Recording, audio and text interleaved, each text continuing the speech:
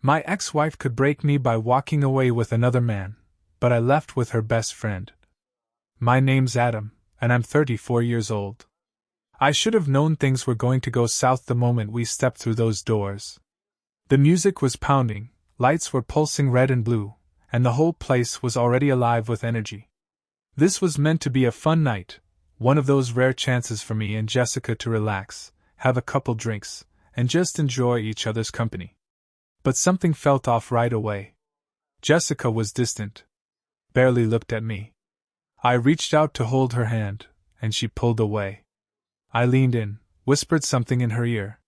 She gave a half-hearted nod, her eyes scanning the room like she was searching for someone else. It was clear, she wasn't really there with me. Not fully. Then I noticed him, tall, with that arrogant grin, the kind of guy who thinks the whole world revolves around him. Jessica noticed him too. I saw it as it happened. Her eyes lit up, her whole stance changed. She flipped her hair and smiled, that smile she used to give me. And then, just like that, before I could even process what I was seeing, she started walking toward him. No pause, no second thoughts, not even a shred of hesitation. No shame. I stood there, gripping my drink, watching her, my wife, wrap her arms around another man. She laughed at something he said, leaned in close like they had a secret. Then she grabbed his hand, and without even looking back, led him into the crowd, vanishing from sight, and pretty much out of my life. The betrayal was supposed to hurt. It should have knocked the wind out of me. But instead, I felt absolutely nothing. Because right then, as I stood there watching my so-called wife disappear into the crowd with another man, something clicked. She had just made the biggest mistake of her life. I wasn't going to create a scene. I wasn't about to beg her to stay. That wasn't happening. No, I had a different plan. One that would leave a mark. The best part? Her best friend was already in my car, waiting. So I just stood there, drink still in my hand, watching as my wife vanished with some guy. No hesitation. Not even a glance back. Like I didn't matter. Like I'd never existed. That betrayal should have scorched me. I should have felt that deep, cutting pain in my chest, that crushing awareness that the woman I'd given everything to, the one I'd built my life around, had just chosen someone else without blinking. But instead I felt clear. Like a switch had flipped. Jessica believed she had the upper hand. Thought she was the one steering the whole thing. She figured I'd crawl home, drown myself in whiskey, and cry about how unfair life had turned out. But what Jessica didn't realize, what she never could have seen coming, was that I wasn't going home alone that night. Because her best friend, Olivia, was already waiting for me. But let me back up for a second. Olivia had been there the whole time, watching from across the room. She'd come to the party with a bunch of mutual friends, and the second Jessica started acting distant, Olivia picked up on it. She wasn't just some casual friend in the background. She'd been part of our lives for years. She knew Jessica better than most. And she knew me pretty damn well too. She had noticed the way Jessica had been drifting away these last few months. And she saw how hard I was trying, how much effort I put into making things work. A few weeks ago, she even pulled me aside and gently warned me that Jessica wasn't who she used to be. And now, here she was, watching Jessica prove every word she said was true. I felt someone step beside me, and before I could even turn my head, I heard a voice, calm and quiet. "You don't deserve this." I turned. It was Olivia. She wasn't smiling. No smug look. No fake sympathy. Just standing there, steady, grounded, completely present. Watching me. I let out a breath and shook my head. I guess, deep down, I should have seen it coming. Olivia didn't say much at first.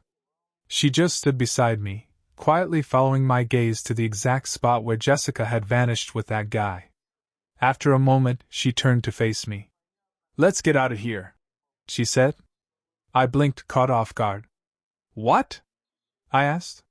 She gave a small shrug and swirled the drink in her hand. "You don't know this place anything. And definitely not her. None of this is worth your energy," she added.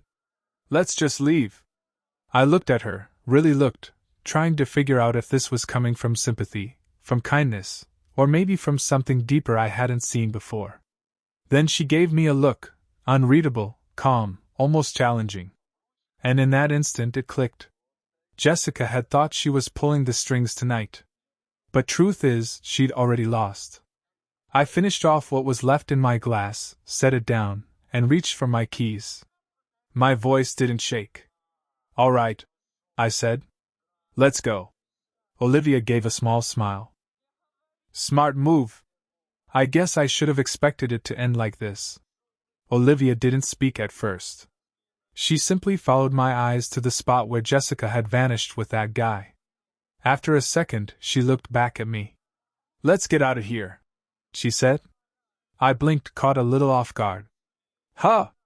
I asked. She gave a casual shrug, swirling her drink as she spoke. "There's no reason for you to stick around. Not for her. Not for any of this." She paused. "Let's just leave." I looked at her, trying to read what was behind her words. Was it sympathy? A kind gesture? Or maybe something deeper? Then she gave me a look I couldn't quite decode. And right then, it all fell into place. Jessica thought she was in control tonight. But the truth was, she'd already lost. I finished the last sip of my drink, placed the glass down, and reached for my keys. My voice came out calm and sure. "Yeah," I said. "Let's go." Olivia gave a quiet smile. "Wise choice." We slipped out of the party without a word, unnoticed by anyone. Jessica was too caught up in throwing away everything we'd built to even notice I'd left. And the best part? She had no clue what was coming her way. The air outside was cool, and the night buzzed with the quiet energy of the city. I headed for my car, Olivia walking beside me, her heels tapping softly on the pavement. Behind us, the music still pounded. Jessica was still in there, with him. Completely unaware that I'd already checked out. I hit the unlock button and opened the driver's side door. Olivia climbed in without a moment's pause. No hesitation, no tension. Just an easy, unspoken agreement between us. I wrapped my hands around the steering wheel and let out a slow breath. The initial rush of adrenaline was fading, leaving behind a cold, focused clarity. Jessica had made her move. Now it was my turn. We didn't talk at first. I drove in silence while the city lights streaked past and a distant horn echoed through the night. Then, finally, Olivia spoke. "So, what now?" I glanced over and gave a small smirk. "Now?" She raised a brow and turned toward me, curious. "Yeah, what's the plan? You really think Jessica's just going to let this go?" Olivia asked, her tone dry. I gave her a sideways look, half smiling. "Why would she even care?" Olivia let out a short, knowing laugh. "Because it's never really been about you, Adam. It's about control." She wanted to be the one who walked away. She needed to feel like she had the upper hand, that she was the one doing the damage. "But if she finds out you didn't follow her? That you left with me?" Olivia shook her head slightly. "She's not going to take that well." I thought about it for a second. Jessica had always had that streak in her. She liked having the power, always needing to steer the wheel, even when things between us seemed fine on the surface. There was always a quiet tug-of-war going on, and I'd been too blind, or maybe too stubborn, to see it. Or maybe I saw it, and just didn't want to deal with what it meant. My hands tightened around the steering wheel. "Good," I said. Olivia turned her head toward me, her eyes focused. "Good," she echoed. I looked over at her, my smirk deepening. "Let her unravel." She laughed again, shaking her head like she couldn't believe me, or maybe like she absolutely could. "Damn," Olivia said, smirking. "I knew you had it in you." I pulled into a quiet little parking lot next to a small diner that stayed open late, the kind of place I used to escape to when I needed to think. I shut off the engine and leaned back in my seat, glancing over at Olivia. "You hungry?" I asked. She tilted her head, like she was checking in with herself. "Yeah. I could eat." We stepped out into the warm night air, greeted by the comforting scent of pancakes, bacon, and burnt coffee. The place was alive with tired college kids and folks getting off the late shift. Jessica would have turned her nose up at a spot like this. But right now, it felt more real than any place I'd been in ages. We slid into a booth, and within seconds, a waitress appeared at our table. Olivia ordered a cheeseburger and fries. I asked for just a coffee. As soon as the waitress turned to walk away, my phone buzzed on the table. I didn't even need to look, I already knew who it was. Olivia caught the shift in my face. She leaned forward, rested her chin in her palm, and gave me a playful grin. "Let me guess," she said. "Jessica." I flipped my phone over so Olivia could see the screen. 5 missed calls.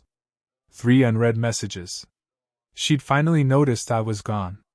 I unlocked the phone and scanned through the texts. "Jessica, where are you?" "Jessica, Adam, why did you leave?" "Jessica, are you seriously not answering me?" I stared at the messages, debating whether or not to say anything back. Before I could decide, Olivia casually reached across the table and snatched the phone from my hand. I blinked, caught off guard. What are you doing?" I asked. She just smirked, tapped out something quickly, and slid the phone back over to me. I glanced at the screen.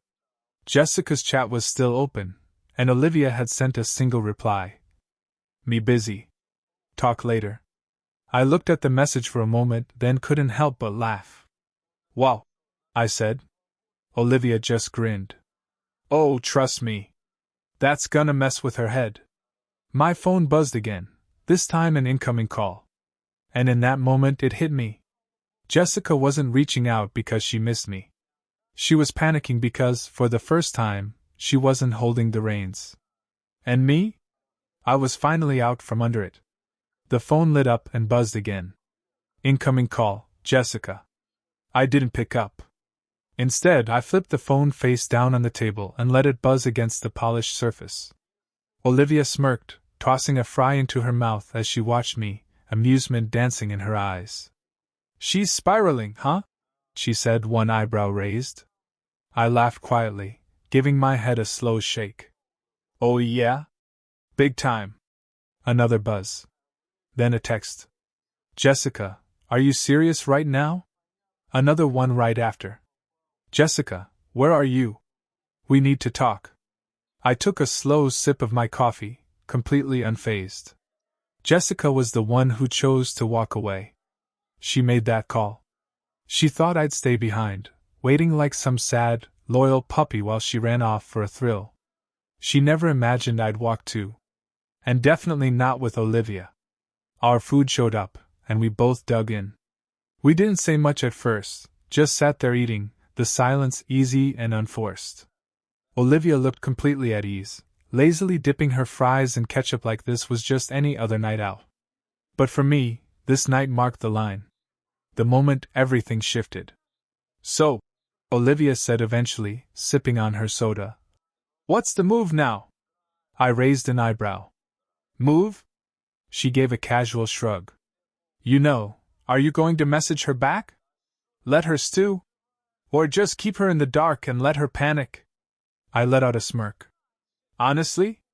I'm kind of enjoying the quiet." Olivia grinned. "Savage. I respect it." I chuckled, shaking my head. "You really don't like her much, do you?" She leaned back in the booth, folding her arms across her chest. "We've been friends for a long time," she said. "But let's not pretend. Jessica's always been about herself. She plays her little mind games. Does whatever suits her in the moment. Never stops to think how it might affect anyone else." I sighed, dragging a hand through my hair. "Yeah. Took me way too long to realize that."